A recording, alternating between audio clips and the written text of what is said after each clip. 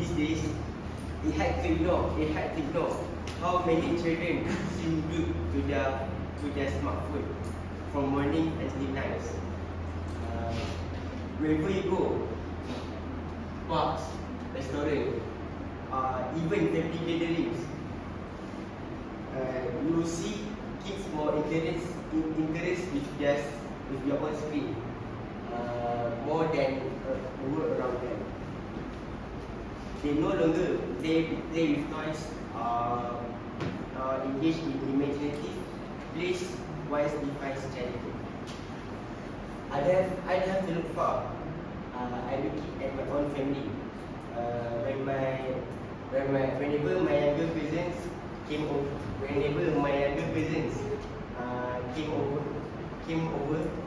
they barely interact with each other. Instead, rather than being together, they sit silently side by side, each absorbed in their own screen. No laughter, no running, and no storytelling. Just endless screen time. Watching this happen has made me realize something deeply concerning. So today, I would like to present to you guys that smartphones are not just a harmless distraction, but also ruining childhood. To understand why, we need to look at how smartphones impact health and how smartphones are robbing children of essential real-world experience. Many of you guys thinking that using smartphone in such young age is normal, but the effects we are having on our children go much deeper than we realize. To truly understand the problems, let's first look at how smartphones are affecting their health. Let's begin with a heartbreaking example. On February 20, 2025, a 10 years old child tragically died after choking on an eye-shaped gummy. This was not just a random candy. It's believed the child has seen the candy trending on social media, or maybe the videos he watched, so he eager want to try it. This incident highlights two serious problems. First, how digital trends can influence children's behavior, and second, how absurd they became in screen content to the point when they no longer present in real life. Beyond these tragic stories, scientists Sohail Ahmad and Rahmud Akhtar on their studies smartphone addiction and its impact muscle pain has shown a wide range of health concerns linked to excessive smartphone use.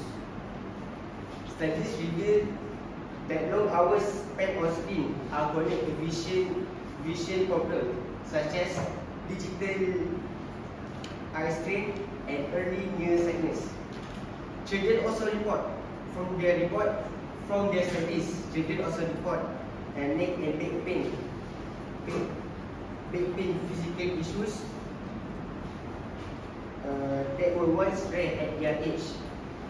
And let's not forget sleep. Kids who use smartphone late into the night often suffer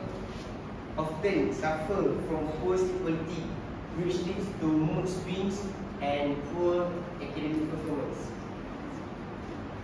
So yes, smartphones are clearly affecting children's health physically and mentally. But the damage doesn't stop there. What's even more concerning is what these devices are taking away from children.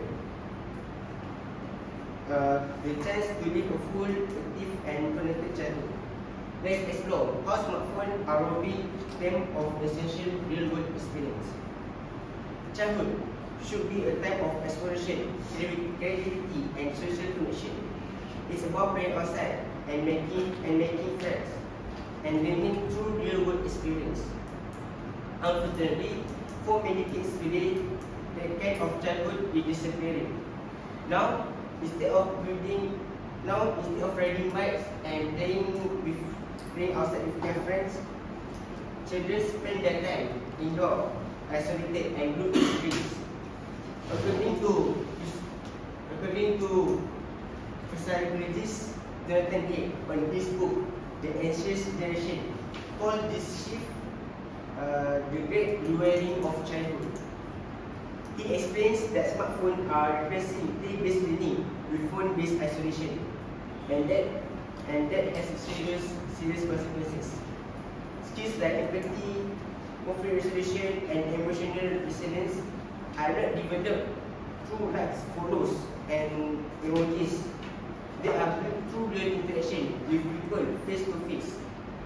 When kids spend all their time online, they miss out on the messy, unpredictable, and beautiful experience that shape who they are.